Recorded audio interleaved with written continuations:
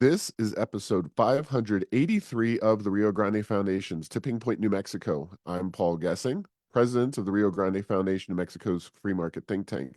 You can find out more about the foundation at riograndefoundation.org. I am very pleased to be joined by John Block.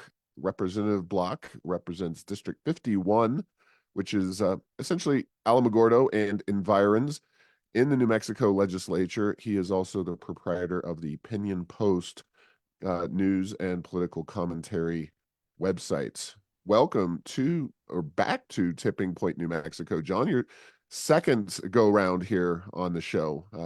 Thanks for coming on, and thanks for all you do for the state of New Mexico in the legislature. Well, thank you for having me again. It's great to be here again. And I'm excited about talking about the legislature and all the crazy stuff that happened. And I can't wait. So let's go. Excellent. Well, are you recovered fully from the 30 days of madness in Santa Fe? I guess I'm recovered as I can be, but it was sure 30 days of madness. And you you go in as a freshman at the 60-day session and you're like, okay, I can do this. And then you get to the 30-day session, which is like total hellscape. And it's a lot of fun, it's a lot of work, but it was really good. Good deal. Well, let's start from the very top. Now that the 30 days is in the books, what's your take on the good, the bad, and the ugly that happened up in Santa Fe this session? Kind of overview here. Sure. Well, I think actually it was a very successful session for conservatives and people who have a free mind when it comes to government and want less government. So I think a lot of the bills that the governor proposed, they died. A majority of the anti-gun bills died. A majority of her extremist eco-left agenda died. And her paid family leave died. So I think it was a really big bruise for the governor. And it was a very big win for New Mexicans because we saw the alcohol hike tax that would have, I think, raised it about 600% from current taxes. That died. We saw taxes on small businesses, including things like the Paid Family Leave Act that would have harmed small businesses and pretty much purged the state of most small businesses. And then we also saw things like letting squatters stay in your rentals, things like that. They all died. So this session was a very productive session when it came to killing legislation, but it wouldn't be possible without people like myself, Representative Lord, and many people in the House side, especially, who worked very hard by fighting bad bills, debating bills 3-4 hours into the night. We were up till 2 a.m. many nights debating bills, and it couldn't have been possible without the fight and the leadership that a few members took to pretty much stop the horrible bills and force the Democrats to come to the table. Yeah, it could have been a lot worse, of course, but as usual, it could have been much, much better as well from a economic perspective, from a law enforcement perspective. Certainly, education choice, education reform was not really seriously contemplated. But before we go any further and dive into some of the actual issues, including gun issues that were addressed in the session and crime issues, what's your, kind of give us the prognostication because you also run the Pinon Post and you cover the legislature and cover what's going on in New Mexico. Do you think we will wind up with a special session of the legislature? The governor's threatened to have you guys back for some more anti-gun fun and games up there in Santa Fe. You think that's going to happen? So it's hard to say, but I'm leaning toward no, because she didn't get the bills passed that she wanted to pass for her entire first term and then this last session. So I highly doubt she will be able to push those extremist anti-gun bills across the agenda in a 30-day or in a special session. So in my opinion, I believe the governor doesn't have the political willpower to do it. And also calling a special session just proves that she failed in getting her agenda across the finish line, and it would broadcast that across the state. So I think the optics are bad for a special session. And also, she doesn't have the votes. And when we get into a special session and she fails again, that would be another black eye for the governor. So, in my opinion, I think that it's pretty much off the table. It's just an idle threat. But you never know with this governor. You can never say for certain what she's thinking or what she's doing. But I highly doubt that she would call a special session. Yeah, I think you and I are probably at the very, very end of the line in terms of the very last people that the governor would contact and let us know what she's thinking and what her plans might be. So, if anybody out there has a better idea, they can let us know because I think we're on the very, very bottom of that phone tree, so to speak. Uh, Real quick though, kind of another more 50,000 foot point. You're a member of the House, and the House is definitely, as we see it this session and even last session, uh, more of a stumbling block for the progressive agenda than the Senate has been. Uh, what kind of conversations or discussions behind the scenes were being had with kind of a block of between 8 and 10 what I would call moderate, predominantly rural Democrats? Those are the folks that I think stood up this session and really demanded to be recognized and really kind of are the story of the session because they pushed back on the governor on the paid leave. They pushed back on the gun issues, sometimes successfully, sometimes not successfully. 4-day school weeks for rural kids in school on a House floor amendment. They seem to really stand up and were counted, and often were at odds with the governor. What was that dynamic like? Maybe behind the scenes or actually up there on the House floor? Sure. Well, there's a lot of people that are scared to death of reelection. Reelection is pretty much the only word that people think about, especially coming into an election year. So we had a lot of these moderate Democrats who knew that if they took really bad votes, then they would be kicked out of office a lot easier in November. So, number one, a lot of the people that bucked the party line, so to speak, did so because they knew that an election was coming. And they voted a little differently than they would have in a 60-day session because people forget things really quickly in this state and just in politics in general. And so I think that's one of the reasons why a lot of Democrats voted against the extreme agenda. And also, I think the other side of that coin is that they knew how bad these policies were. And talking about paid family leave, for example, we saw Democrats who I saw in the hallways talking total crap about the bill. They said, this is the worst bill I've ever seen. This is terrible. I hate it. But these were Albuquerque area Democrats. And then they voted for the bill, even though they hated it.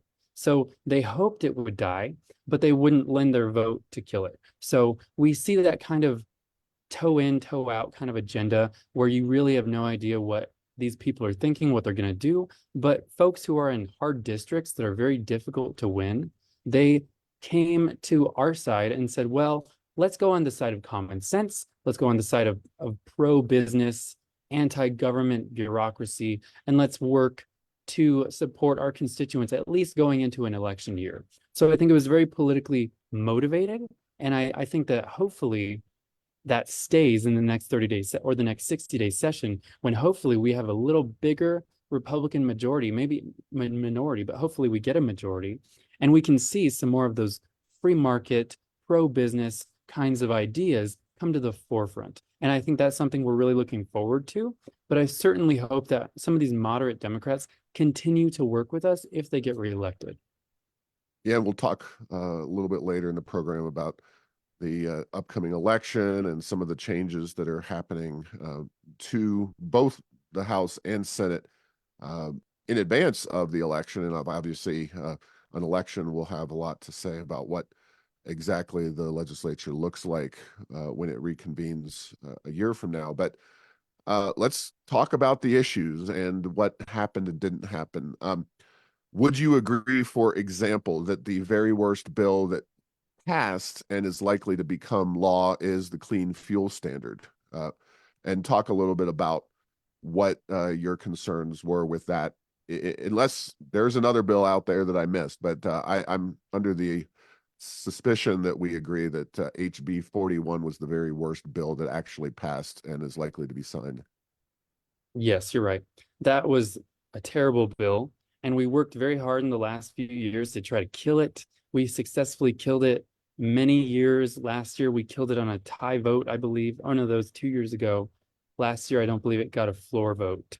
But yeah, that's a really bad bill. It's going to increase gas prices by 50%. I'm sorry, 50 cents, if not more. And then we will see that trickle down to everything else that we buy because everything is shipped to us on uh, trucks, and these trucks are going to have to absorb that cost. And so everything we buy at the grocery store, everything we buy at Walmart or whatever, is going to go up. And that's just going to be on the Democrats' hands. And it was unfortunate to see so many people support such a horrendous bill that will indeed harm probably the lowest income New Mexicans most, and the working families that Democrats claim to love and support, they let them go high and dry. And they used the fictitious climate change emergency in order to ram that through.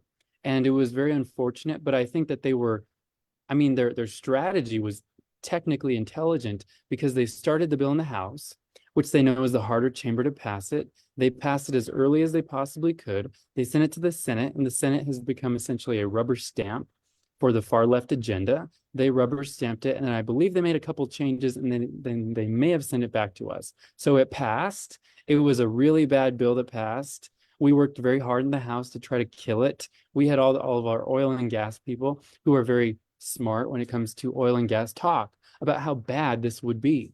We see states like Washington, California, and Oregon that have indeed their own governments have said that this increases gas prices, and here's how much. So there was this Democrat attempt to try to claim that, oh no, this is for the climate and it will not raise gas prices, but it indeed will. And we will see those gas prices sooner rather than later, but it's going to be terrible for our state, and it's going to harm every single New Mexican because, if you can afford to buy a fancy Tesla, you're not going to be affected by this as much because you're in that income bracket where you don't care about the smaller things at the grocery store. But for an everyday New Mexican like me, it makes a difference.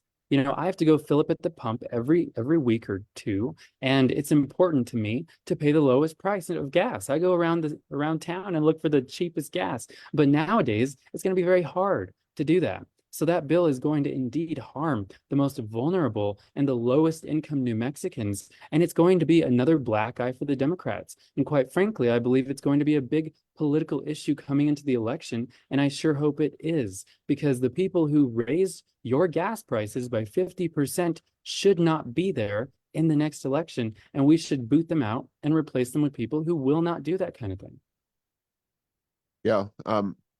So that was obviously a low light of the session, and we'll see how the clean fuel standard, so to speak, is implemented and what exactly happens as it moves forward. I mean, one of the ways that they really tipped their hand is that they were unwilling, the legislature, to actually impose the regulations themselves. They're pawning this off on the unelected Environmental Improvement Board that MLG just gave us the EV mandates through. So they wouldn't put their own stamp on exactly what the policies are going to be. It's going to be this unelected body, which, by the way, has never done this kind of regulatory rulemaking in the same way that they're now going to be encouraged or even forced to do so. But on a brighter note, you mentioned the paid family leave. That failed in a very narrow vote, as became kind of the norm. The House was the body that took a much more critical approach to the governor's agenda. And that's even though the speaker, Javier Martinez, he was kind of playing this Mr. Nice Guy routine during the 60-day session. But when push came to shove, he tried to move that bill right through the floor, not going to a committee that was not inclined to support it. Can you talk a little bit about paid family leave and what happened with it and the impact it would have had on New Mexico and its economy? Yeah, you bet. Well, that bill was another really bad bill that I'm very blessed died. and it died on the floor, which is a very bad way to go out, right? Like you never put anything forward for a vote on the floor if you know it will die. At least someone who has any intelligence wouldn't. And so that was really bad optics for the Democrats because I think they in one vein attempted to get their members on record to vote for or against it for primary purposes to take people out in the next primary election. But I think also it was it was throwing a bone at the base and saying, at least we tried. So I think that's what the Democrats really tried to do. But it was very close and way too close for comfort, in my opinion. It was a 34 yes and a 36 no. So it died by 2 votes. And so if we need to do anything more than we already are, we need to tell our voters in the next election, this is not a dead issue. The Democrats have already promised to resurrect the dead carcass of this failed bill and bring it back again. And so that's what the speaker did. You know, he didn't send it to commerce where it should have gone because it affects commerce. He sent it to the Health and Human Services Committee. And that committee is essentially a far left rubber stamp graveyard for Republican bills and passage of Democrat bills committee. It's one of the 2 or 3 committees that are like that in the House. So he sent it to the furthest left, most rubber stamping committee possible. He sent it there. It passed, I think, a day before it hit the floor, and then it hit the floor the next day. And so we saw on the House floor, we had all this huge, like, it was a giant like pile of these petitions that people signed and sent in to the legislators, and it was all printed up there. And it was sitting right next to my desk, and then I believe right next to Representative Montoya's desk. And so we saw that there was a lot of action when it came to the small business community. You know, I talked to NFIB, I talked to Carla Sontag's group, the New Mexico Business Coalition. I talked to all kinds of people who were horrified because their members, small businesses in New Mexico, they would not be able to afford this because I believe it was 4 or 5 employees who is the cut for paid family leave. And many people, that's a very small business. 5 employees, if you have 5 employees, that's a very small business. You would be forced to pay into this state-run new benefit program to give everybody and their kin 12 weeks of paid family leave that would be paid by the businesses. And it would be a really horrendous thing to do for businesses such as plumbers and folks that need hands-on day-to-day workers. You can't just snap your fingers and get a brand new plumber to do the work of another plumber that you hired for 12 full weeks. This would cripple the small businesses in our community that keep us afloat, and especially the ones that really hold us together, like plumbers and builders and people who work day-to-day jobs, folks in the police department, answering phone calls, things like that. We would be screwed, in my opinion. And I hate to be so vulgar, but that's what we would be. Because if we pass that bill, it would cripple small business. It would all run to Texas, New York, any other state, such as Arizona, and New Mexico would again have failed. So that was one of the biggest things that we did this session, kill that horrible bill. And it was thankfully because a few moderate Democrats saw 2024's November election coming around, and they thought twice about it. Yeah, well, kudos on successfully doing that to you and all the folks who took a stand against really a job killing and economy killing proposal. And I know we'll talk a little bit about the upcoming election in November and how that will be critical in staving off this kind of policy in the future. But before we do that, you had a 3.5, you and the legislature had a $3.5 billion surplus available to you when you convened. And, without kind of beating a dead horse, didn't exactly do much to address New Mexico's fundamental economic challenges with the tax bill, which was HB 252, wound up with a lot of tax credits, including the governor's EV subsidies after the House had originally denied those.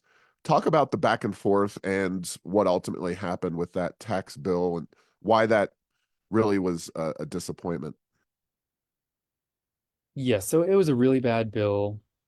there are so many really bad bills up here in Santa Fe, but the tax package was essentially just a bunch of deductions and credits for the big renewables, and it would essentially have given more EV mandates and I'm sorry, EV tax credits, and pushing this agenda of failure that this industry would never even be alive and exist if it wasn't for these extreme subsidies by the government. So number one, they did that. And also in that tax package, they significantly reduced the capital gains deductions in the state of New Mexico, which is just going to harm people from living in New Mexico and selling things in New Mexico in capital gains. And so that's going to harm New Mexicans. And it's not very good for your 401k or your IRA. And so I think it's important that we talk about that for everyday New Mexicans, because she is going to, the governor and her allies are continuing to do this. They're trying to raise taxes on you. They're trying to seep these taxes into these large omnibus tax bills while also giving a bone to her big donors in the big renewables sector who are vehemently against any kind of taxation, by the way.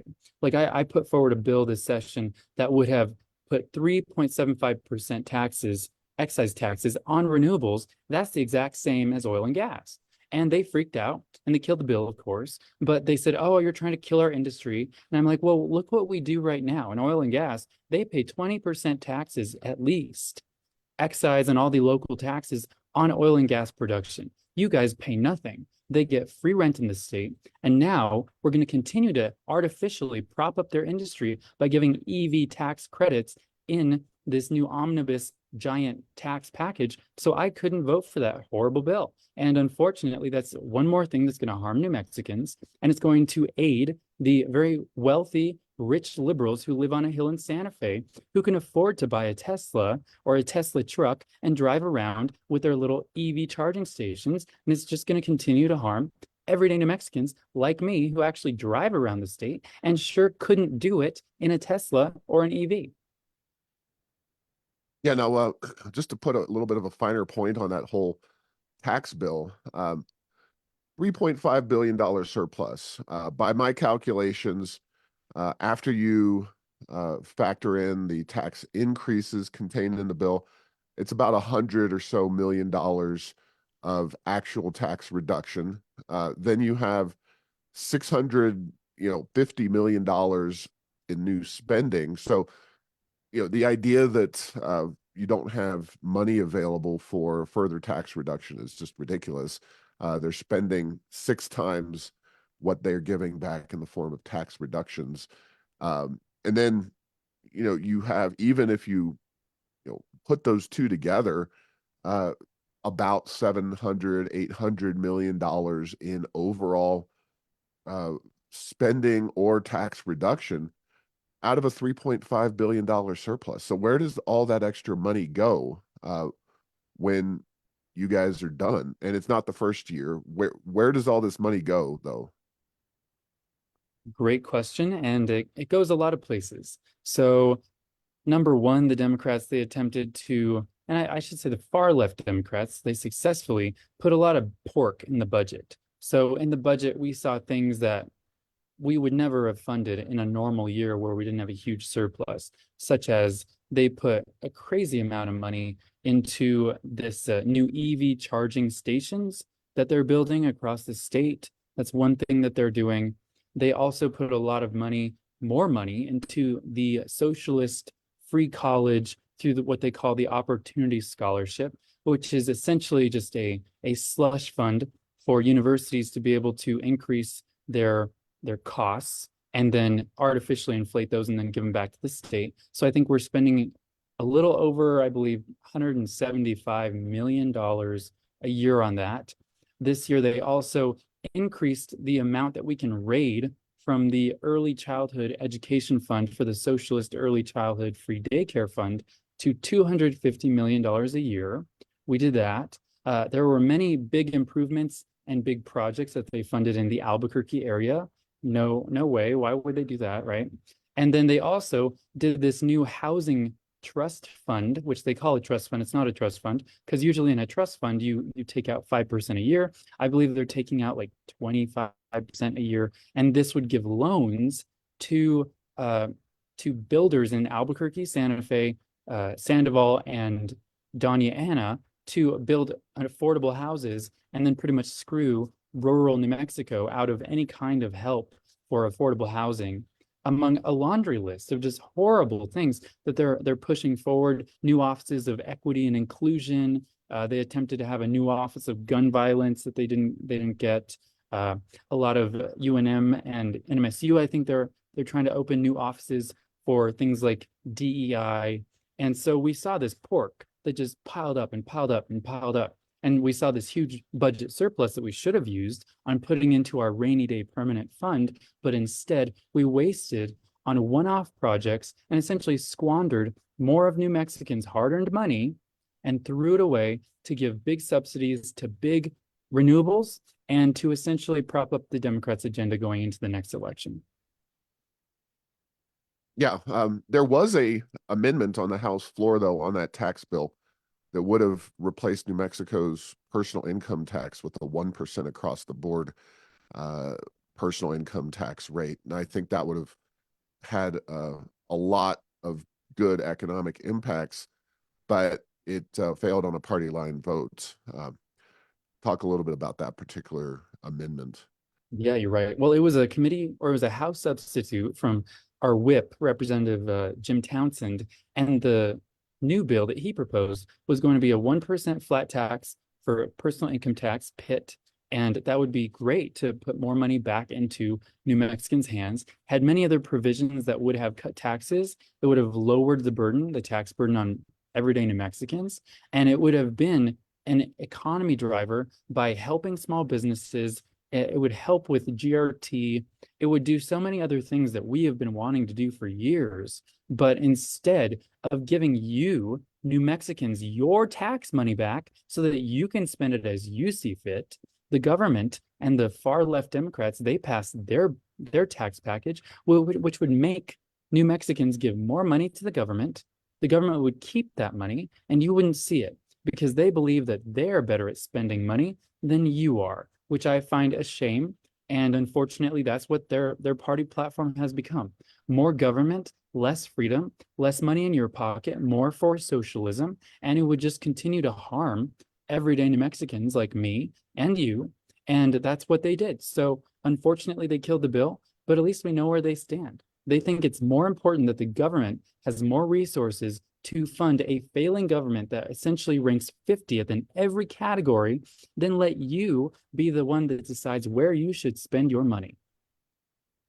And just to be clear, that amendment would have reduced government revenues by $1.75 billion, whereas with the $3.5 billion surplus, you would have still, the state would have had plenty of money left over to do whatever it wanted to do in terms of growing government and other forms of, spending, et cetera, et cetera. But they just will not actually endorse real tax reduction.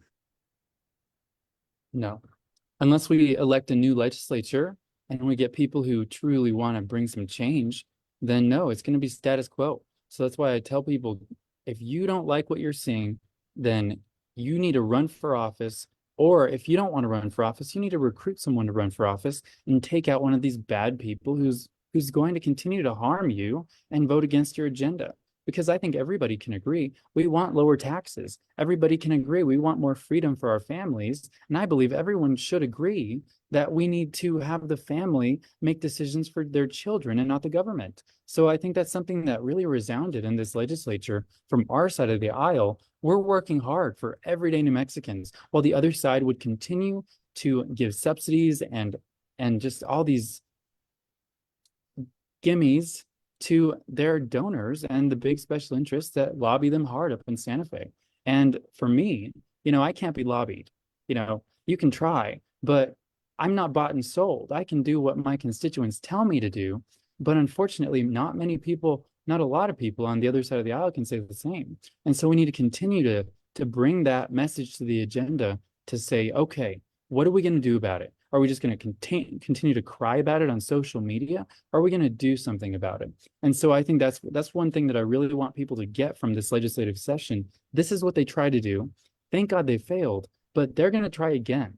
And if they do try again and they succeed next time, it's going to significantly harm everyday New Mexicans and your families. And I think that's something we need to continue to pound the gong on and tell people, go and vote, go and make your voice heard and do something in your community, whether it be knocking a door, making a phone call, whatever it is, do something. Because if you don't do it, and I can't do it alone, and so can't do it either.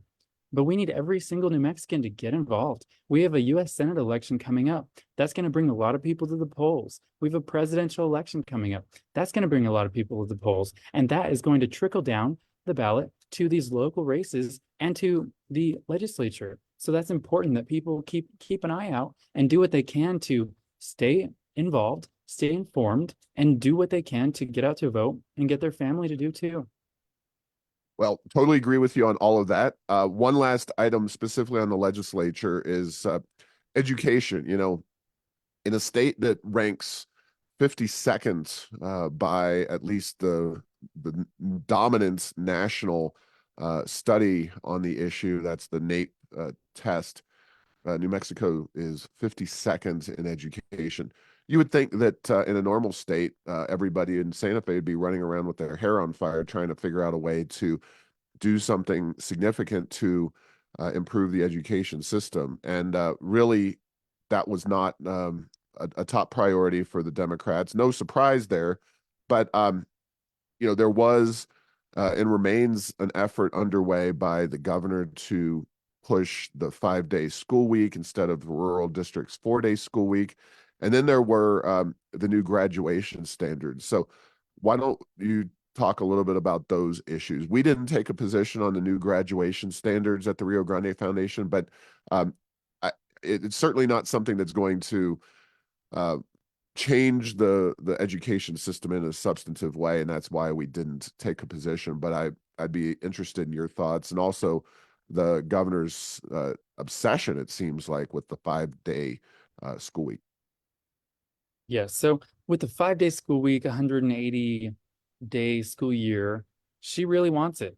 And she desperately tried to push that at the PED level last year rather, and that was terrible for rural districts. And also, you saw people in Santa Fe who came out to the LESC committee, that's the Legislative Education and Study Committee, which I sit on, and they were angry. And these were teachers, these were NEA members, these were AFT members. These were not the average rural New Mexican. These are the unions that were going against this. So she just continues to push this unpopular, terrible agenda. And I don't know why. I don't know who's telling her to do it, but it's just really bad for New Mexicans in general. And so she really wants it. They put a little thing on the budget that said we don't want any of this to go to 180-day school weeks. I'm sure school years. I'm sure that is going to be line item vetoed by the governor, I'm sure. But that's what we're dealing with. In New Mexico, we have a failing education system. As you mentioned, the NAEP assessment, we are failing. We're 52nd. I thought we were 51st, but I guess, yay, good for us for 52nd. Are we below Puerto Rico now? I mean, the NAEP's scores include Washington, D.C. and DOD schools. As you might imagine, Department of Defense schools are the highest scoring in the entire country, but losing anything to Washington, D.C. is not a good thing. And we do on that all across very the true. board, by the way. At least it's Puerto Rico. Thank God for Puerto Rico. Uh, and then going to the 100, what is it? HB 171, I believe, which was the graduation requirements restructure. I know they worked on this in the interim. I brought my opinions forward because I thought we needed to have financial literacy. So there are many places in the curriculum where they can add financial literacy with the new graduation requirements, but I don't believe there are any mandatory financial literacy classes, which was something that I found to be not great. And that's one of the reasons why last year I voted against their their graduation requirement changes, because I thought it was terrible and there was not any financial literacy courses. I was the only Republican to vote against it. And then there were two Democrats who also voted against it last year. This year I voted for it because it had more robust additions regarding financial literacy, and it didn't increase the number of credit hours to graduate. So I found those to be palatable, but I honestly don't believe it's going to make a significant difference. Yeah, that's kind of our take on the issue as well. We're not going to really get behind something that doesn't really address the core of the issue. And, the legislature, the Democrats who control it are so under the thumb of the unions that they just are not willing or able to make the kinds of reforms needed that we could move the needle on education in New Mexico. So, um, not a surprise there. Well, with the last few minutes, we've already hit on the elections a little bit, but specifically, every member of the legislature's up, including yourself. And I'm, happy to hear anything you may have in terms of will you face a challenger or any opposition, and more importantly, in a lot of respects, because I think you're doing a fine job, and I hope nobody does oppose you, but there are going to be several changes in Santa Fe in terms of retirements and people moving on and doing other things. Now, with any of those, there's always some pluses and some minuses. But I do think that maybe not so much in the House. What we're seeing, broadly speaking, is especially in southeast New Mexico, a lot of uh, the more squishy Republicans are leaving the legislature in some of these conservative districts and being replaced by more conservative House members. Now, that means it's incumbent on the House to recruit good conservative candidates for those seats and get them elected, even if they're running in a conservative district. So just talk about some of the known changes in the legislature and some of the changes that are prospective when we face all 112 of them being up this fall. Yeah, well, I really love election years when it comes to the legislature, because people vote really strangely when it comes to an election year. And they usually vote more in line with their constituency, which is good, in my opinion. So in the House, we have a lot of members leaving. We have our whip, Jim Townsend, he's leaving. He's running for Senate. Senator Griggs is retiring. He's my senator. And so I believe Representative Townsend is very, very conservative. I think he'll do a great job in the Senate. We have other people like Representative Scott. He's running for Senate in, I believe, an open seat over in Eddy County. Then we have Representative Ezell, Candy Ezell from Roswell. She is running for an open seat left by the soon-to-be former Senator Purtle. We have a lot of open seats. We have one from Representative Figueroa. She's running for Senate in Albuquerque area, and that is a seat that they flipped in 2018, and I believe we could probably flip it back to Republican, which is a good pickup opportunity that we can add to our list. We have a couple other of those kind of retirements. Leader Chasey, the Democrat floor leader, she's leaving, but that's a hard Democrat district. Democrats will probably keep that. We'll see if we get a more moderate Democrat or a far left fringe extremist progressive. You never know. We will see. So I think it's going to be an interesting change for the legislature. And I think it's actually, in my opinion, a little bit of a good thing, because I think we need new blood, at least in the House. Because I like the House because it is closest to the people. We have to run for re-election every 2 years. And I think that keeps us accountable. And I think that's something the Senate could learn from, because I don't know how much accountability there is there, because we've seen a lot of really bad votes, even from our side of the aisle on some things. And I think it's important that we keep the eye on the pressure on those members of the Senate and the House to do what their constituents are asking them to do. If you're in a Republican plus 10 or more district, you need to vote hard right conservative. You need to be a hard right conservative who stands with your party. You can't be a squishy little, person who who wants to just work with the other side. There is no working with the other side at this point right now. This is war, and we need to treat it as such. And if you're in a hard right district, you need to vote hard right because that's what your constituents are asking you to do. The Democrats, they vote hard right in every Democrat district because, or I'm sorry, hard left in every Democrat Yeah. district because that's what they have to do because that's how they know they'll get reelected. And so I think it's important to look at your constituents and vote the way that your constituents ask you to vote. I vote how my people tell me. If they don't like a bill, I vote no. If they like a bill, I vote yes. That's pretty much how it goes. And I think that's important for how we need to do this kind of thing because when you get up to Santa Fe, you have to be an expert in every issue. You need to know everything about every issue.